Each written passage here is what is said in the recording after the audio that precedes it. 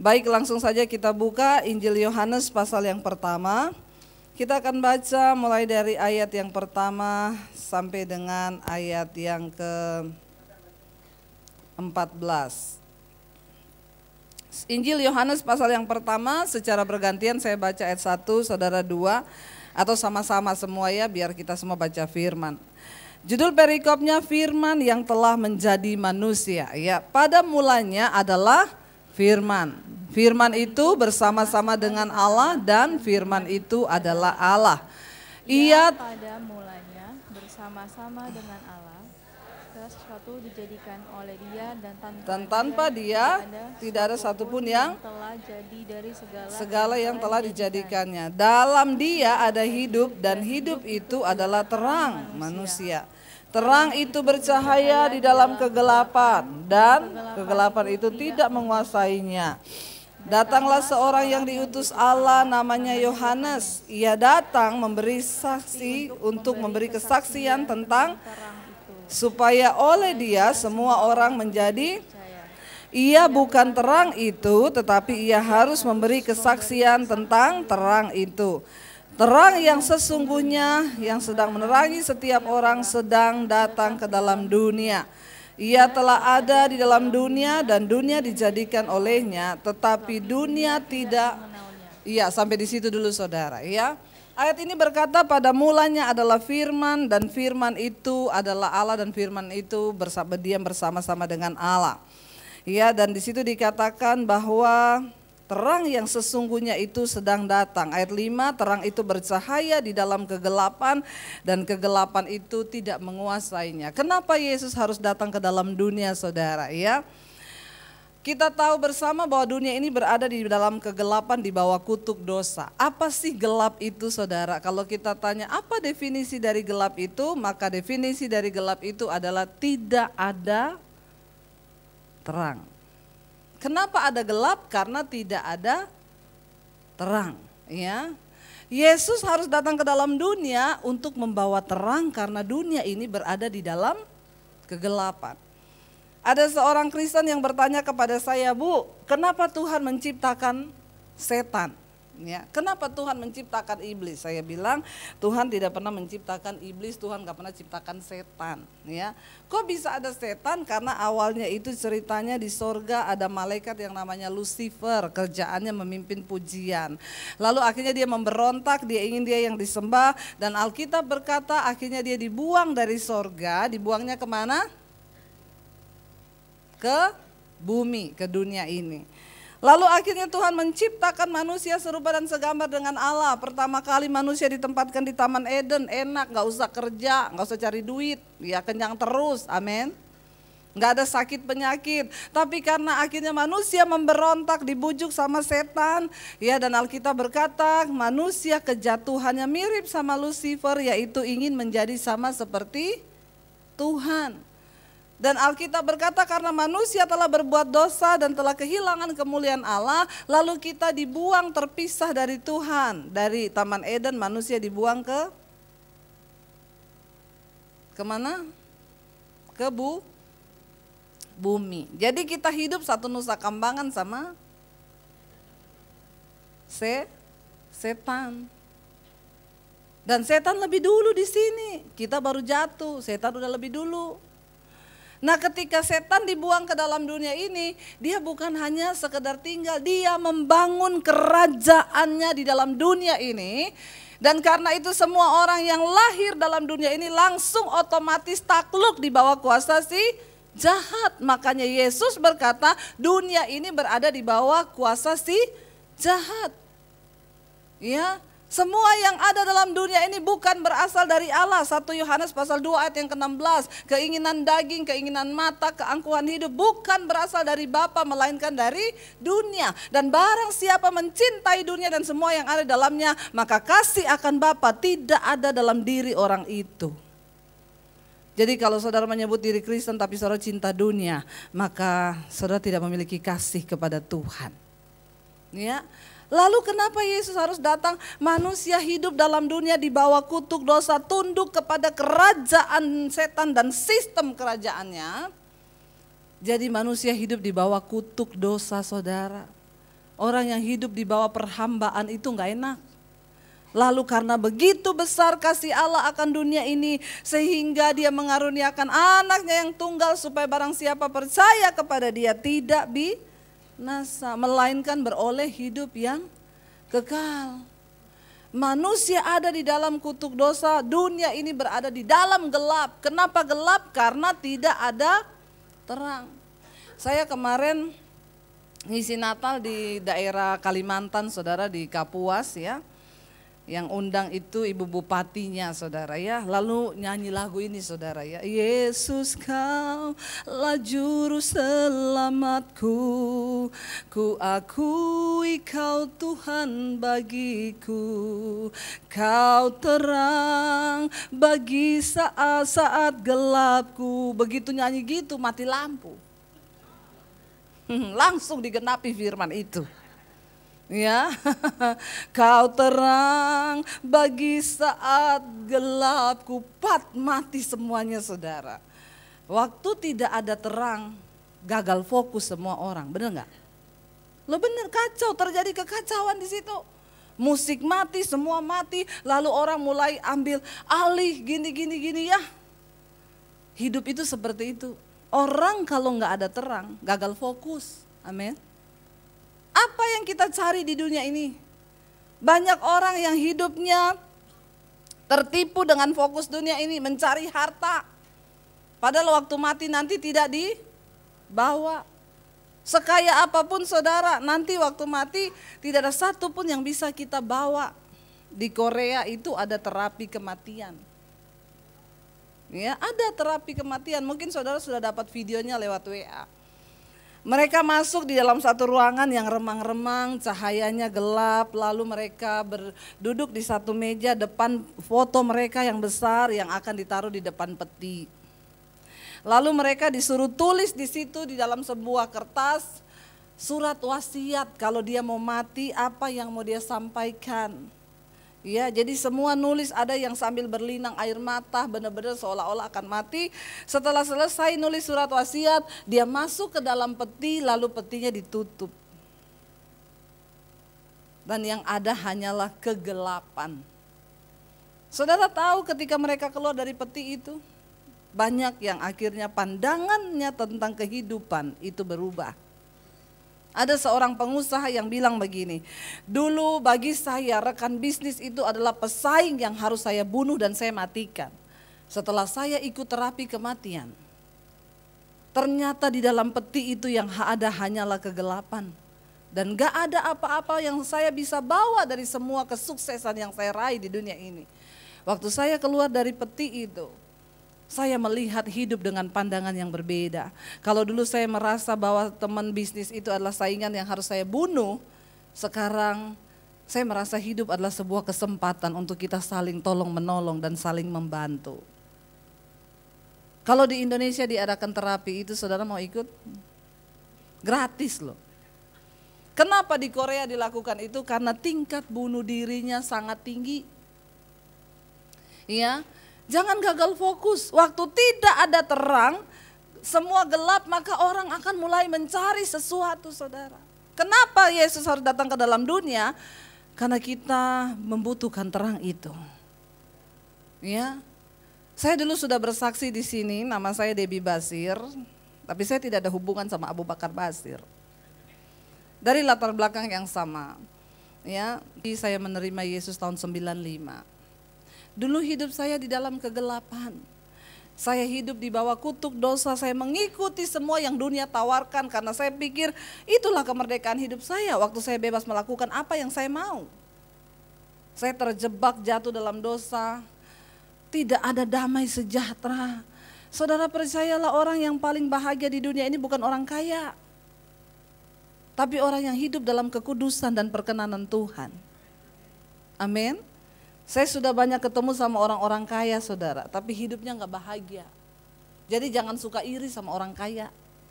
Ya, kalau saudara lihat orang kaya, kayaknya bahagia banget tuh ya, gonta-ganti mobil, belum tentu.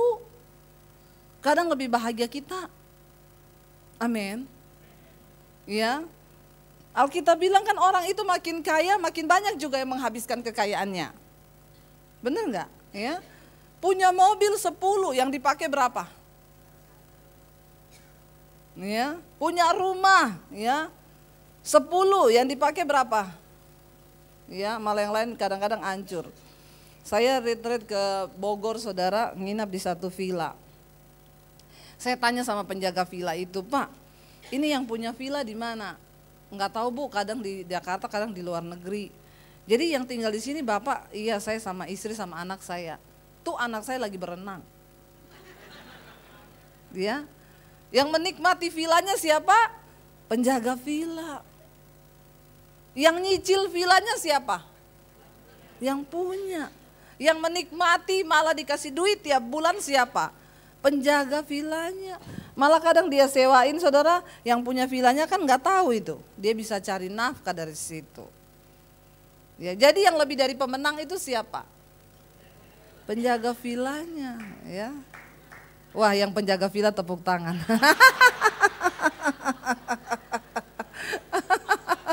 Ya, tapi nggak benar, nggak hidup ini kan begitu ya. Ya, jadi nggak usah terlalu rempong lah sampai membawa diri dalam pencobaan. Saya ditelepon sama satu orang kaya, Ibu doakan saya Bu, saya terlilit utang. Sebulan saya harus bayar bunga bank 400 juta. Bunga Bu, iya bunganya tok sebulan 400 juta. Lalu saya datang ke rumahnya mewah banget saudara, mewah. Ya, dia sampai akhirnya sama suami hubungannya berantakan, tiap hari berantem. Kenapa? Dikejar-kejar utang. Bunga aja sebulan 400 juta. Ya, lalu dia stres ya. Itu pembantunya di rumahnya banyak. Saya bilang sama ibu itu, Bu maaf ya. Saya lihat hidupnya ibu sama pembantu ibu, lebih bahagia pembantu ibu loh. Loh bener gak saudara? Dia gak mikir nyicil utang kan. Tiap bulan dia tahu dia terima gaji kan dari juragannya kan. Dia makan gratis di rumah itu. Dia menikmati rumah yang mewah itu. Jadi siapa yang lebih dari pemenang? Pembantu kan. Inilah hidup. Makanya pengkhotbah bilang, di bawah langit ini aku melihat banyak ketidakadilan. Ada orang yang terlihat kaya tapi gak bisa menikmati. Teman saya, ya, waktu saya ketemu dia saudara, saya gimana Pak kabarnya? Aduh udah asam urat jalannya gini. Ya, yuk Pak cari sate kambing yuk di Solo. Enggak, kenapa? Enggak bisa makan sate kambing. Makanya tuh hidup ini ya, dulu mau makan sate kambing gak punya duit. Katanya sekarang bisa beli tapi sudah tidak bisa makan. Ya, kasihan kan saudara. Makanya bijaksanalah dengan hidup. Orang yang berbahagia di dunia ini bukan orang kaya. Jangan suka iri sama orang kaya. Ya, saya kadang-kadang lihat tukang ojek itu lebih bahagia loh dari orang kaya. Tukang ojek kalau lagi kumpul di pangkalan ojek, senyum, ketawa ketiwi, sampai gede ketawanya. Saudara ketemu orang kaya, jarang yang bisa senyum. Bener nggak? Ketekuk mulutnya. Ya, ketemu aja senyumnya terpaksa, agak miring. Hidup kok rempong ya, pakai jaim. Kenapa? Namanya juga orang kaya. Harus jaga wibawa. Kalau kita kan wibawa jatuh tinggal pungut lagi. Rempong banget saudara hidup. Bener nggak? Ya. Waktu tidak ada terang di dalam hidupmu, engkau gagal fokus. Ya, yang kita cari itu sesuatu yang bukan esensi dari kehidupan. Kenapa kita perlu Yesus? Supaya hidup kita ini terarah. Amin. Ya, supaya hidup kita ini mengarah pada tujuan yang benar. Apa sih arti hidup ini? Yesus berkata begini, mata itu pelita tubuh. Jika matamu gelap, maka gelap seluruh tubuhmu. Jika matamu terang, maka terang seluruh tubuhmu. Jika matamu jahat, maka jahat seluruh tubuhmu. Jika engkau memandang dunia ini adalah kekayaan, maka engkau akan menghabiskan seluruh energi di hidupmu untuk fokus kepada mencari kekayaan. Artinya apa? Bagaimana cara pandangmu terhadap hidup ini, itu akan sangat menentukan tujuan hidup Anda. Pandanglah hidup ini sebagai sebuah kesempatan. Kenapa? Alkitab berkata hidup manusia itu enggak lama, 70. Itu batas yang dikasih sama Tuhan standar. Ada yang tidak sampai, benar enggak? Baru tadi pagi saya buka Facebook, Rip umur 42 tahun. Sudah meninggal dipanggil, enggak sampai 70. Ya. Ada juga yang lebih. Tapi Alkitab bilang kalau lebih dari 70 itu kebanggaannya apa? Sakit penyakit dan penderitaan. Ya, orang kalau umur 30 ketemu yang dibanggakan apa? Puji Tuhan udah selesai sekolah. Sekarang sih saya sudah lagi merintis bisnis ya. Ya puji Tuhan sih bisnisnya sekarang berkembang ya. Puji Tuhan saya udah mulai ini ya menemukan sesuatu. Kalau udah umur 40 ketemu yang ditanya, yang dibanggakan apa? Alhamdulillah sudah punya rumah 10. Ya kos-kos 40 pintu. Ya, mobil sih 15, 5 mobil pribadi, 10 angkot. Haleluya ya. Itu kalau umur 40 ya udah punya istri 1 puji Tuhan ya. Anak ya. Puji Tuhan juga sudah dapatlah anak. Lalu kalau dia masuk umur 50 ya ketemu orang kebanggaannya siapa? Anaknya ya. Anak saya sih sekarang ya udah kuliah nih ya sebentar lagi nikah. Ada yang kalau udah umur 50-60 ya anak saya kemarin menikah Bu sama dokter. Iya anak saya dokter ahli jantung, suaminya ahli saraf. Luar biasa loh saudara ya. Ahli jantung nikah sama ahli saraf. Ya, kalau sakit itu kebangetan. Ya. Nanti dia banggakan saudara, cucunya. Kalau sudah umur 70 ketemu kebanggaannya apa? Penyakit. Gimana kabar Oma? Ini loh aduh lutut. Aduh. Ya lutut ini loh, aduh pinggang sering sakit, aduh sakit kepala cekot-cekot. Ya itulah hidup saudara, ya Alkitab memang tidak pernah salah. Makanya pandanglah hidup ini sebagai sebuah kesempatan. Kalau berdoa minta umur panjang jangan terlalu panjang, nanti rempong. Amin. Saya sudah ketemu orang yang berumur 100 tahun ya. Rata-rata semua pengen mati.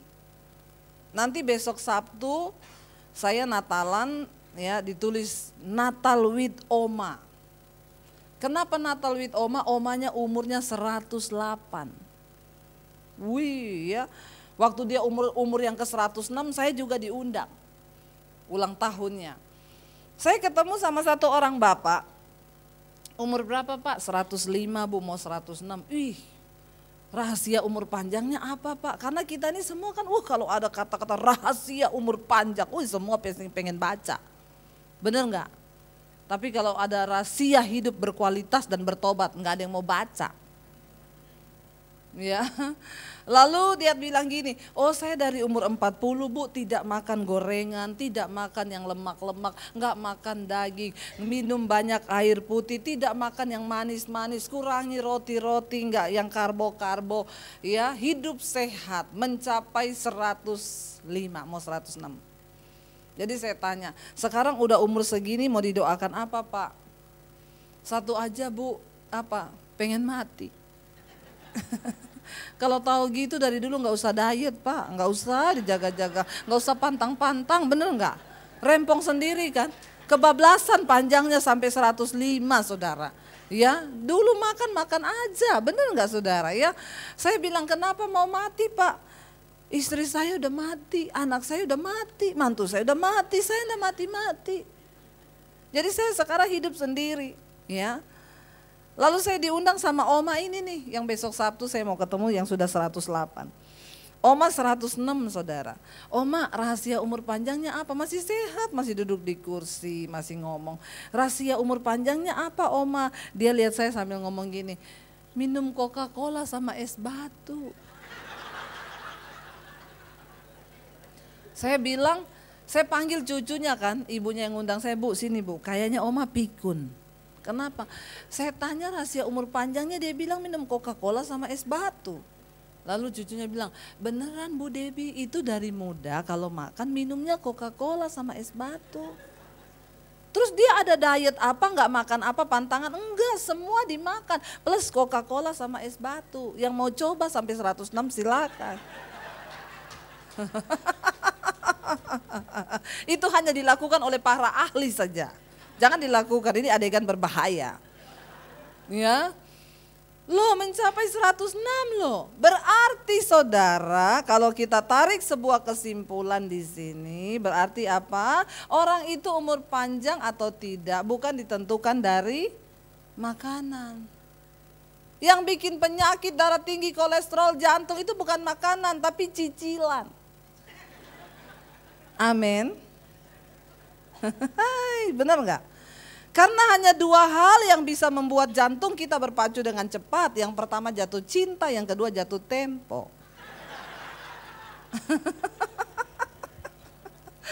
Ya, jadi jauh-jauhkanlah tanggal jatuh tempo. Kalau bisa dikurang-kurangi, amin. Karena itu akan cepat membuat kolesterol tinggi, darah tinggi, dan kematian tinggi. Makanya Alkitab bilang dalam hidup ini jangan gagal fokus. Kenapa kita butuh terang? Karena gelap di sekeliling kita. Orang kalau gelap main tabrak kanan kiri. Kenapa Yesus perlu datang dalam hidup kita? Supaya kita bisa fokus. Waktu saya belum bertobat, belum mengenal Yesus, saya main tabrak kanan kiri, dosa semua saya nikmati. Kenapa? Enak bagi daging. Tapi ketika Yesus masuk dalam hidupku, Dia lahir dalam hatiku. Peristiwa Natal terjadi secara pribadi dalam hidup saya. Natal bukan tanggal 25 Desember yang harus saudara rayakan. Enggak, Natal adalah peristiwa Kristus lahir dalam hati dan hidup kita dan Dia mengubahkan kita. Dan semua orang harus mengalami itu, saudara, ya. Lalu di sana dikatakan begini, saudara, ya. Ayat yang ke-9. Terang yang sesungguhnya itu sedang datang ke dalam dunia. Kalau ayat ini berkata bahwa Yesus adalah terang yang sesungguhnya yang sedang datang ke dalam dunia, berarti ada terang yang tidak sesungguhnya. Ya, setiap kali ada yang asli, pasti ada yang palsu. Ya, saudara, ya kalau orang itu pakai tas yang KW-KW itu, ya, yang punya yang asli pasti tahu itu yang palsu. Tapi yang tidak punya enggak tahu. Ya. Jadi kalau saya pilih pakai tas yang tidak ada mereknya saja. Supaya orang enggak tahu apa yang saya pakai gitu ya. Karena ya inilah dunia sekarang. Setiap kali ada yang asli pasti ada yang palsu. Waktu Tuhan ciptakan laki-laki asli, maka muncul laki-laki KW. Tapi saya berdoa di sini tidak ada yang KW-KW, amin. Yang ori saja, amin. Ya, karena Tuhan menciptakan cuma dua, laki-laki dan perempuan. Lain dari itu dari iblis, ya. Jangan, saudara, ya. Anda diciptakan dalam kodrat ilahi, laki-laki itu kawinnya sama perempuan, bukan laki-laki sama laki-laki. Masa kalah sama kucing? Ya, kucing aja cari jodohnya jantan sama betina. Ya, tidak ada kucing jantan naksir sama kucing jantan, tuh enggak ada. Ya, saya cuma takut nanti kalau saudara mati tidak dapat tempat di sana. Jangankan di sorga, di toilet saja tidak ada tempat. Ya, tidak ada sebutan lagi. Kalau laki-laki meninggal sebutannya almarhum, perempuan almarhumah. Kalau bencong itu aluminium. Jadi jangan jadi bencong, ya. Lalu dikatakan ia adalah terang yang sesungguhnya yang sedang datang ke dalam dunia. Ada banyak orang mengaku bisa membawa keselamatan. Tapi cuma satu Tuhan yang benar-benar yang bisa membawa kita kepada keselamatan yang sesungguhnya. Amin. Ada banyak agama tapi hanya satu Tuhan. Bukan berarti ada 5 agama, ada 5 Tuhan duduk jajar-jajar di sorga. Cuma satu Tuhan. Makanya yang manusia butuhkan sebenarnya bukanlah hanya sekedar beragama, tapi kita perlu ketemu terang yang benar itu. Tuhan yang benar itu. Amin. Ya. Lalu di sana dikatakan begini, saudara. Ayat yang ke-10, ia telah ada dalam dunia ini dan dunia dijadikan olehnya, tetapi dunia tidak mengenalnya. Ia datang kepada milik kepunyaannya, tetapi orang-orang kepunyaannya itu tidak menerimanya. Semua manusia diciptakan dengan kehendak bebas. Engkau bisa memilih dan Tuhan gak pernah bisa memaksa. Hari ini di hadapanmu ada berkat, ada kutuk, ada benar, ada salah, ada dosa, ada kudus. Yang mana yang saudara pilih? Tuhan gak pernah memaksa. Dia datang kepada milik kepunyaannya, tapi sayang milik kepunyaannya menolak dia. Ada banyak orang ngaku Kristen, tapi sesungguhnya mereka menolak Tuhan dalam hatinya, dalam hidupnya. Makanya saya suka lagu tadi saudara. Yesus kaulah juru selamatku. Ini yang selalu bikin saya meneteskan air mata, kalimat yang kedua ini. Ku akui kau Tuhan bagiku. Aduh kalau saudara ngomong itu dari hatimu, ku akui engkau Tuhan bagiku. Itu artinya ini kata-kata yang dalam maknanya, artinya apa? Waktu aku mengakui engkau Tuhan bagiku, itu artinya engkau penguasa tunggal dalam hidupku. Bukan dagingku lagi, tapi Tuhan Yesus yang menjadi Tuhan di dalam hidupku. Ini lagu benar-benar merema saudara ya. Karena banyak orang ngakui beragama Kristen, tapi hanya sedikit yang mau mengakui bahwa Yesus adalah Tuhan dalam kehidupannya. Tidak semua orang Kristen, enggak semua ya. Makanya saya pernah ketemu satu sopir Grab ya. Hari Minggu, Mas antar saya ke, waktu itu saya mau pelayanan ke daerah kota situ di mana ya, terus dia bilang, ibu gerejanya kok jauh sekali dari rumahnya ibu sana Jakarta Selatan, kok pergi ke gerejanya sana. Saya bilang saya ini hamba Tuhan, saya tuh pendeta, jadi saya diundang khotbah. Oh makanya jauh, saya juga Kristen loh bu. Saya tanya kamu tidak ke gereja? Ini kan hari Minggu, ke gereja, ngapain ke gereja bu? Cukup bulan Desember saja hari Natal. Saya bilang oh kamu gak cari Tuhan? Dia balas saya saudara, Tuhan kok dicari-cari. Tuhan itu enggak perlu dicari, dia sudah ada dalam hati saya. Ih sepertinya bijaksana loh. Ya benar saudara, saya sampai syok mendengar jawabannya. Benar juga ini dia. Lalu saya dikasih hikmat sama Roh Kudus. Waktu dia bilang Tuhan kok dicari-cari, dia nggak perlu dicari, dia ada dalam hati saya. Lalu saya balas gini, oh jadi masnya percaya Tuhan di hati mas? Iya dong. Pertanyaan saya berikutnya, masnya ada di hati Tuhan enggak? Dia langsung diam, dia bilang itu saya enggak tahu bu. Ya banyak orang mengaku Kristen, tapi hanya sedikit yang menjadikan Yesus Tuhan dalam hidupnya. Ada orang yang ngaku Kristen tapi dia hidup menurut kemauannya sendiri. Banyak orang Kristen bikin jalan baru, sekarang bikin jalan sendiri. Ya. Dia nggak mau ikuti firman Tuhan. Waktu engkau mengaku Yesus sebagai Tuhan, maka engkau harus bersepakat dengan Tuhan. Dalam segala hal. Dalam hidupmu, termasuk ketika mau menikah, yang muda-muda di sini berdoa. Tuhan, kirimin saya jodoh yang dari Tuhan yang terbaik. Supaya tidak salah melangkah. Ya, karena bagi orang Kristen nggak ada perceraian. Saya temui saudara di dalam konseling, orang-orang yang konseling itu rata-rata mereka sudah terlanjur menikah. Iya bu, dulu saya tidak berdoa bu. Nah terus maunya apa sekarang? Jadi boleh enggak saya cerai bu? Ya, baru duduk di situ ada bapak-bapak. Bu saya udah stres sama istri saya bu. Ya, dia itu nggak pernah mau dengerin saya, nggak pernah gini. Saya bilang berdoa pak.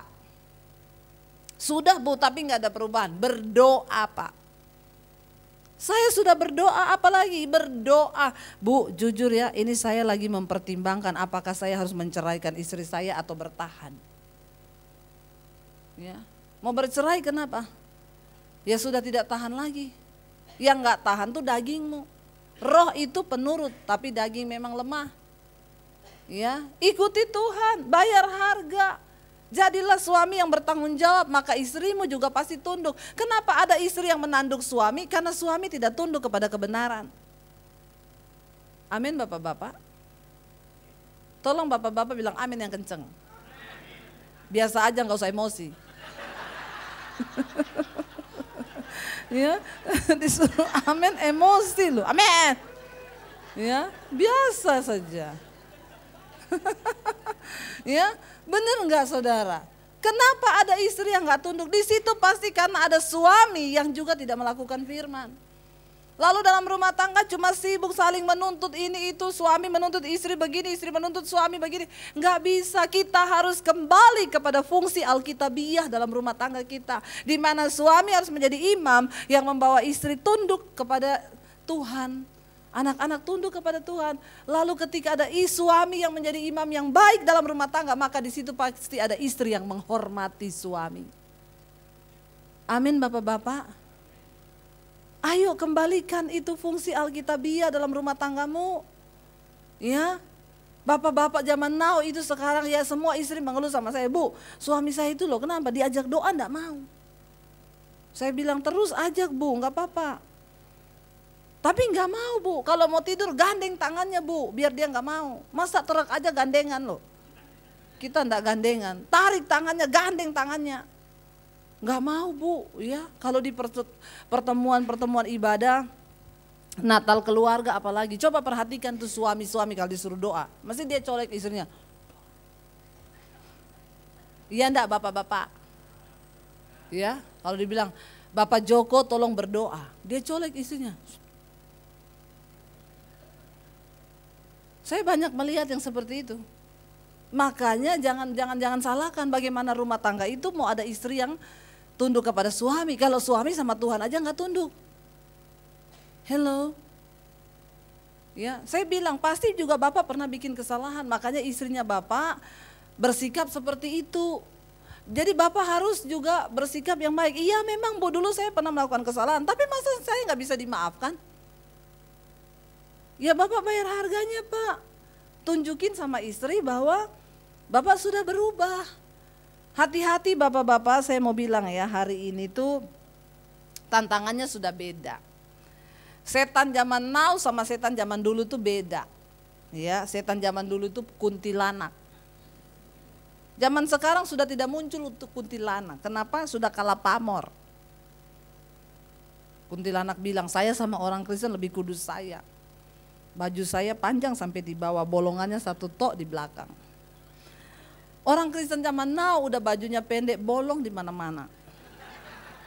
Jadi kata kuntilanak, Eke bingung yang setan, Eke apa ye. Ya, jadi Bapak-bapak hati-hati, setan zaman now itu manis. Ya, di luar sana banyak pelakor.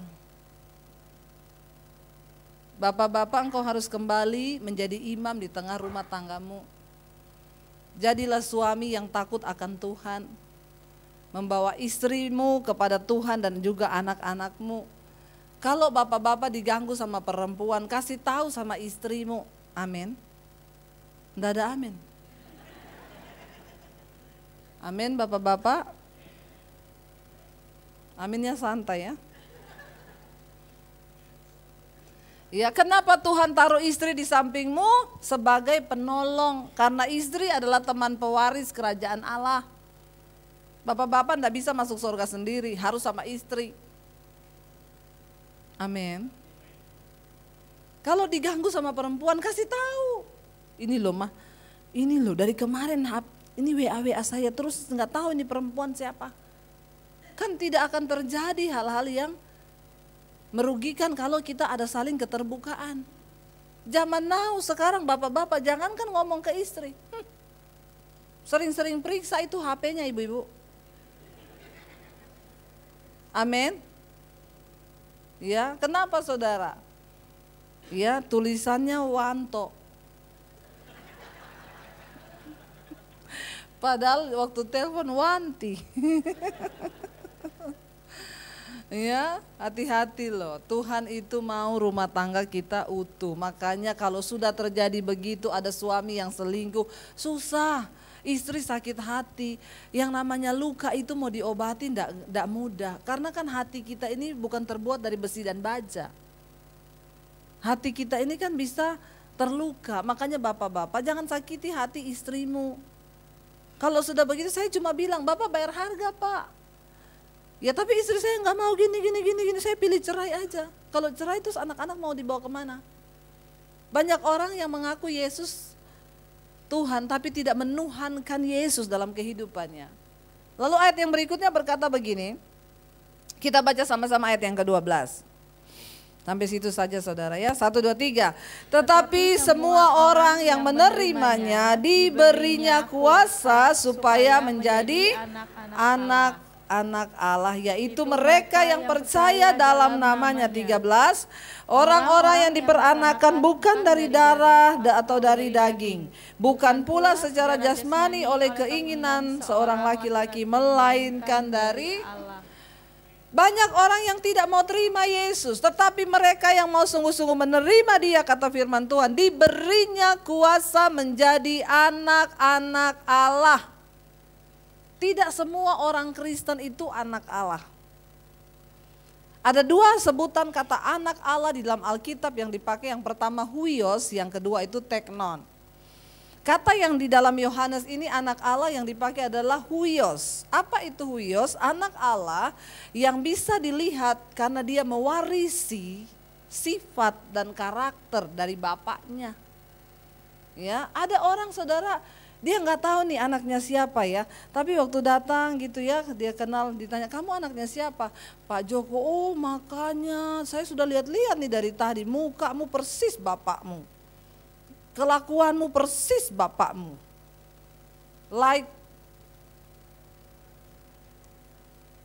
Jadi bapak-bapak ya, anak Allah yang pertama itu adalah huios, anak Allah yang mewarisi karakter bapaknya, dikenal dari karakternya.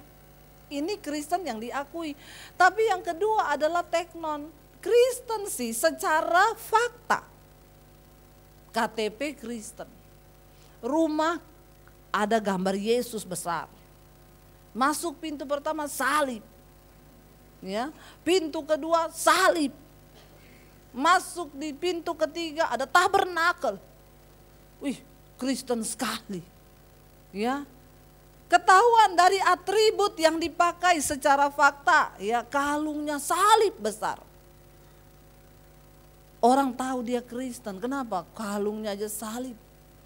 Orang itu bisa dilihat kalau hari Minggu pakai jas, itu kita langsung tahu, oh ini orang gereja. Ya, pakai jas, baju rapi, ini orang Kristen pasti. Kenapa? Secara fakta orang Kristen kalau Minggu ke gereja bajunya rapi. Tapi jangan cuma faktanya. Itu yang Yesus bilang, bukan orang yang berseru padaku Tuhan, Tuhan yang akan masuk dalam kerajaan sorga, tapi mereka yang melakukan kehendak Bapa. Bukan teknon, tapi Tuhan menghendaki kita ini menjadi huios, anak Allah yang mewarisi sifat, yang melakukan firman Tuhan. Tidak semua orang Kristen masuk sorga. Ada saatnya nanti akan disangkal oleh Tuhan, waktu kita ini ngaku-ngaku toh, cuma secara fakta kita ngomong Kristen. Ya, kalau di Sulawesi itu saudara ya, banyak saudara Kristen yang masih mabok ya. Di daerah saya tuh banyak. Pendetanya aja majelis ya, habis perjamuan istrinya bilang, ingat ya Pak, nanti kalau habis perjamuan sisanya anggurnya jangan kau habisi, nanti kau mabok lagi. Karena dia pakai anggur asli yang memabukkan. Bapaknya majelis ngomong, tidak usah diajari, nanti saya malu kau jatuh di got. Saya sudah hafal itu semua got. Bener saudara, habis perjamuan dia minum itu sisa anggur. Ada jemaat datang, ibu majelis, iya bapak di dalam got sana loh, jatuh lagi dalam got, mabuk. Istrinya datang, saya bilang kan apa? Saya sudah bilang kau jangan minum, nanti kau jatuh di got bikin malu. Dia bilang, saya tahu ini, kemarin tidak ada got di sini, siapa yang kasih pindah? Siapa yang kasih pindah ini got di sini? Ya, orang itu saudara kalau enggak tobat ya begitu itu. Ya, udah tahu sering jatuh dalam dosa, sudah tahu sering jatuh di got, sukanya main dekat. Nanti kalau jatuh sudah berbau, yang salah siapa? Got. Ya itu salahnya got. Siapa yang kasih pindah nih got di sini? Majelis. Hati-hati loh saudara ya. Seringkali kita ini hidup tidak tunduk kepada firman, kita merasa kita masih Kristen, masih anak Allah, padahal Tuhan bilang GR banget lu. Orang yang menerima Yesus harus menjadi anak Allah, itu adalah sebuah proses kita mengalami perubahan hidup. Saya dulu sebelum bertobat pemarah. Wah, semua dosa saudara saya lakukan. Tapi ketika saya mengenal Kristus, saya baca Alkitab. Segala tulisan yang diilhamkan Allah memang bermanfaat untuk menyatakan kesalahan, untuk membimbing orang di dalam jalan kebenaran, dan yang terutama untuk merubah kelakuan. Saudara mengaku Kristen tapi kalau kelakuanmu gak berubah, maaf, namamu tidak tercatat dalam kerajaan surga karena engkau bukan huios tapi engkau teknon. Amin. Waktu saya menerima Yesus, saya mulai berubah. Ada daging yang harus dimatikan untuk bisa mengalami perubahan. Pakai doa puasa untuk bisa berubah. Pelan. Waktu saya terima Yesus, saya belajar, jangan kalah dengan kejahatan tapi kalahkan kejahatan dengan kebaikan. Saya ambil doa puasa, Tuhan saya ini pemarah, saya mau berubah Tuhan dalam nama Yesus, dalam nama Yesus. Begitu keluar kamar adik saya maki-maki saya. Saya bilang, saya kan lagi berdoa tadi mau sabar. Malaikat bilang, iya, harap tenang, ada ujian. Amin. Lo benar, jangan tertawa, itu benar. Kalau Anda pengen jadi orang yang tidak tersinggung, maka akan bertemu dengan orang yang bikin, ya itu pasti untuk melatih karakter kita. Lalu saudara, Roh Kudus ngomong, ini ujian. Kalau kamu lulus dalam hal ini, maka kamu akan jadi orang yang sabar. Saya dalam hati berdoa, dalam nama Yesus Tuhan aku mau sabar, aku berkati adikku dalam nama Yesus. Jadi adik saya marah-marah maki-maki di depan saya sudah tidak dengar saudara. Cuma kayak orang yang lagi, karena kenapa? Saya lagi berdoa memberkati dia. Lalu saya mulai lulus ya. Lulus, makanya itu orang kalau ujian di sekolah ditulis di papan gede, harap tenang ada ujian. Itu benar. Alkitab bilang di dalam tinggal tenang terletak kekuatanmu. Jadi kalau saudara lagi ada ujian gak usah banyak ngomong, tulis gede-gede di sini, harap tenang ada ujian. Lalu saya mulai berubah saudara, ya lewat Roh Kudus saya diubahkan karena saya punya niat untuk menjadi pelaku firman. Ada daging yang harus disalibkan. Gak bisa menjadi anak Allah. Saudara pikir, masuk surga itu audisinya tidak berat. Memang kita terima keselamatan itu gratis karena itu anugerah Tuhan buat siapa saja termasuk orang berdosa kayak saya. Tapi ketika engkau sudah diselamatkan, dipilih, ada proses untuk bergumul mencapai kesempurnaan iman itu. Karena iman tanpa perbuatan adalah pada hakikatnya mati. Saya cuma takut jangan-jangan nanti setan lebih rohani dari kita. Bahaya. Di Yakobus dikatakan begini, engkau percaya hanya ada satu Allah saja, setan juga percaya akan hal itu. Dan setan gemetar kepada nama Allah itu. Ya. Jadi kalau iman kita cuma sampai di level percaya kepada Tuhan, berarti iman kita sama dengan imannya. Coba tolong dicerna baik-baik. Mungkin saudara belum mengerti maksud saya. Engkau percaya hanya ada satu Allah saja, itu baik. Tapi setan juga percaya akan hal itu. Jadi kalau iman kita cuma di level percaya, berarti iman kita sama dengan imannya? Sama dengan siapa? Jangan lihat orang lain sambil bilang setan. Seringkali dia tidak menyadari bahwa dialah yang setan saudara ya. Ya. Benar gak saudara? Benar loh, kalau level iman kita cuma percaya tiap hari Minggu datang pulang duduk, datang gereja gak ada apa-apa, gak ada berubah hidup. Mau khotbah terus kanan kiri, mau main musik siang hari malam, kalau hidupmu gak berubah, maaf Anda gak dikenal Tuhan. Mau pendeta, mau siapa aja. Kalau engkau tidak pernah menjadi pelaku firman, engkau tidak dikenal sama Tuhan. Makanya berubah hari ini. Amin. Waktu saya pertama kali ketahuan jadi Kristen, papi saya bilang gini, oh ternyata ini penyebabnya, makanya akhir-akhir ini papi lihat kamu jadi aneh. Semua orang yang berjumpa dengan Tuhan Yesus pasti jadi. Pertanyaan saya, sudah anehkah saudara? Amin. Loh iya kan saudara, orang yang berjumpa Yesus akan jadi aneh. Kenapa aneh? Dulu pemarah, ketemu Yesus jadi peramah. Ramah banget, dulu marah-marah. Dulu Istri-istri cerewet, sekarang di rumah sukanya nyanyi. Ya, suaminya pulang dulu nggak ada duit, lebih galak dari dogi. Ya, makanya Alkitab bilang lebih baik tinggal dengan beruang betina yang kehilangan anak daripada tinggal satu rumah dengan istri yang suka bertengkar. Jadi jangan heran kalau suamimu satu saat pergi ke taman safari, dia cari beruang betina yang kehilangan anak, lalu dia tidur satu kandang sama itu beruang. Itu lebih alkitabiah. Bertobat ya, dulu belum kenal Yesus begitu, sekarang suami pulang gak ada duit, istri nyanyi. Ya, Yesus engkaulah permata hatiku, dunia tak dapat menggantikanmu. Suaminya bilang belum dapat duit mah, kemurahannya tercurah bagiku. Gak apa-apa Pap, pokoknya kita memuji menyembah Tuhan, pasti berkat Tuhan datang dalam hidup kita. Amin. Loh, suami mana yang tidak betah di rumah kalau istrinya begitu? Ya.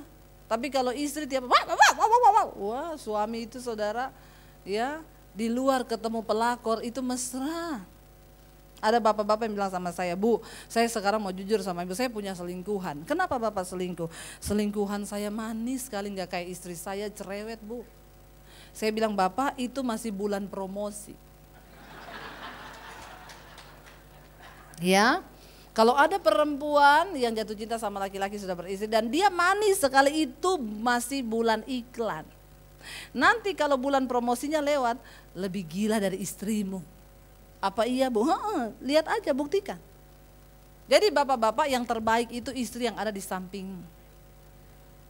Tidak usah lagi cari yang lain. Bagaimana kita mengelola rumah tangga kita menjadi manis seperti madu waktu ada Tuhan dalam rumah tangga kita. Ya, jadilah pelaku firman saudara. Ya, supaya nanti waktu Tuhan datang, dia mengenal kita. Karena apa? Bukan orang yang berseru Tuhan, Tuhan yang akan masuk dalam kerajaan sorga. Tapi mereka yang melakukan kehendak Bapa. Biar kita semakin mencintai Tuhan, mengalami Tuhan secara pribadi. Dan kita boleh sungguh-sungguh menjadikan dia Tuhan. Kita naikkan pujian tadi, firman yang menjadi manusia. Mari saudara, kita mau bilang sama Tuhan. Mari bangkit berdiri bersama. Katakan pujian ini dengan imanmu saudara. Firman jadi manusia, diam di antara kita. Ada hidup terang bagi manusia. Engkau datang bagi kepunyaanmu. Sekali lagi katakan, terang bagi saat gelapku. Kau pintu bagi setiap jalan. Mari kita semua tutup mata dalam hadirat Tuhan. Tuhan, Engkau juru selamat bagi kami. Dan hari ini kami mau mengakui Engkau Tuhan dalam hidup kami. Jadilah Tuhan dalam hidup kami. Kami tahu hidup kami singkat Tuhan, dan kami tidak ingin menyia-nyiakan waktu hidup kami hanya untuk hidup bagi keinginan daging kami. Dan kami jauh dari Tuhan. Bahwa kami melekat kepadamu Tuhan. Bahwa kami taat melakukan segala perintah-Mu Bapa.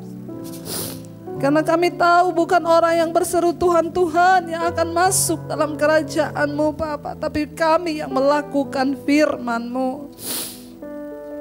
Pegang tangan kami Tuhan. Jadilah Tuhan dalam hidup kami. Bahkan Engkau adalah terang dalam setiap saat gelap kami. Mungkin dalam hidup saudara masih ada sisi-sisi kegelapan yang masih tersimpan. Mungkin engkau pahit hati dan tidak bisa melepaskan pengampunan. Mungkin hari ini masih ada di antara saudara yang hidup dalam kenajisan dan percabulan. Mungkin hari ini ada di antara saudara yang hidup dalam ketakutan. Dan engkau berkata, Tuhan, Aku ingin melihat terang itu bercahaya dalam seluruh kehidupanku. Mari terbuka di hadapan Tuhan saudara. Karena Dia Allah yang tahu segala dosa-dosa yang kita sembunyikan, sekalipun serapat apapun. Walaupun manusia tidak tahu, tapi Tuhan itu maha mengetahui. Bahkan kita mau bilang, Engkaulah pintu bagi setiap jalan kami yang tertutup. Pintu bagi setiap harapan-harapan kami Tuhan. Biar Engkau sungguh-sungguh lahir dalam hidup kami Bapa. Biar bulan ini bukan hanya menjadi bulan Natal bagi kami penuh dengan peringatan-peringatan Natal, tapi kami mau menghidupi sungguh-sungguh Kristus Engkau dalam hidup kami. Mari saudara yang datang suami istri boleh bergandengan tangan. Bapa, hamba berdoa buat setiap suami istri yang hadir di tempat ini hari ini. Ampuni kami Tuhan, kalau selama ini kami hidup jauh daripada kebenaran-Mu. Tapi mulai hari ini kami akan kembalikan fungsi Alkitabiah dalam hidup rumah tangga kami. Di mana suami menjadi imam bagi istri dan anak-anaknya. Dan istri menjadi penolong yang sepadan bagi suami dan anak-anaknya. Kami berdoa Bapa, biar Tuhan anugerah-Mu turun dalam pernikahan dan rumah tangga kami. Jauhkan anak-anak kami dari segala dosa dan goda dunia ini, kenajisan, percabulan, free sex, bahkan semua hal yang jahat Tuhan. Kami berdoa perlindungan-Mu atas kehidupan keluarga kami, sehingga satu saat ketika Engkau datang, tidak ada satupun dari kami yang terhilang atau tertinggal. Kami semua mengalami Tuhan kerajaan Allah itu. Ini hidup kami Tuhan, ini ungkapan hati kami. Ketika hidup terasa berat, tangan-Mu Tuhan selalu menopangku. Di saat jalan terasa buntu, cahaya-Mu Tuhan selalu terangiku. Mujizat-Mu masih terjadi. Shalom saudara, jika Anda merasa diberkati dengan channel YouTube saya, Anda bisa komen, like, dan share. Dan jangan lupa tekan tombol subscribe dan juga tombol lonceng agar Anda mendapat pemberitahuan setiap kali saya mengupload video-video yang baru. Ini sangat penting buat channel ini saudara, supaya banyak orang juga diberkati dan channel ini boleh juga terus berkembang dan menjadi berkat buat banyak orang. Terima kasih, Tuhan memberkati. Mujizat-Mu masih terjadi tiap hari, selalu terjadi. Mujizat-Mu masih terjadi setiap hari, selalu terjadi.